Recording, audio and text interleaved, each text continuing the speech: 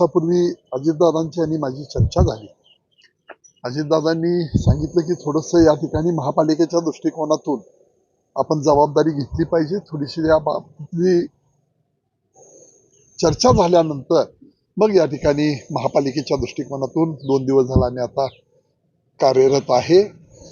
ज्या महापालिकेच्या कार्यक्षेत्रांमध्ये मला 2 वेळा लोकसभेला काम करण्याची संधी दिली, माझं उत्तरदायित्व आहे.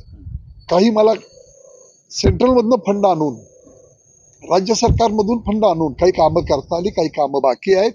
आणि त्यासाठी हे उत्तरदायित्व म्हणून ज्या लोकांनी मला खासदार म्हणून काम करण्याची संधी दिली, त्या दृष्टिकोनातून मी इथं आलोय.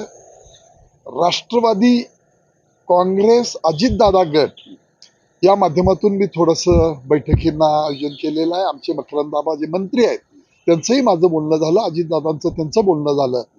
आणि कालपासून मकरंदाबा इथं आहेत. आज संध्याकाळपर्यंत बऱ्यापैकी हे विषय संपतील.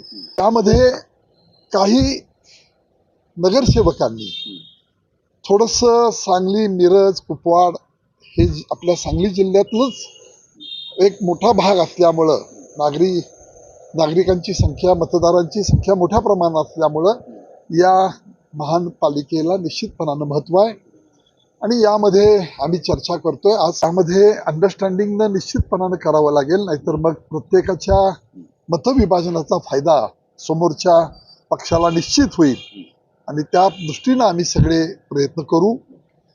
समन्वयाची भूमिका इथं खासदार म्हणून काम केलेलं आहे, उपनगराध्यक्ष म्हणून इथं काम केलंय. पूर्वीची माझी राजकीय कारकीर्द सांगलीतनं सुरू झालेली आहे, इथंही मी काम केलेलं आहे.